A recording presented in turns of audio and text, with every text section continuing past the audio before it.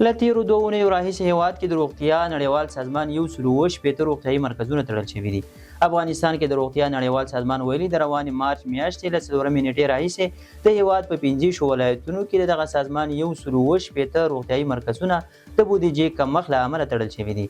د معلوماتو له مخې یادو مرکزونو 1.6 میلیونه کسانو ته روغتیایي خدمتونه رسول. دغه سازمان په یوه خبرپاڼه کې اندېښنه څرګنده کړې چې تر راتلونکي جون میاشتې به د هېواد په شمال لویدیځ او شمال ختیځ کې د دغه سازمان 220 نور روغتیایي مرکزونه هم وتړل شي چې 1.8 میلیونه نور کسان به هم له لومړیو روغتیایي خدمتونو بې برخې کړي. افغانستان کې د روغتیا نړیوال سازمان رئیس خبرداری ورکړې چې د روغتیا په برخه کې هر راز خنډ د ژوند په بیه تمامیږي او زیاته کړې ده چې دا یوازې د تمویل خبره نه ده بلکې د ژوند خبره ده.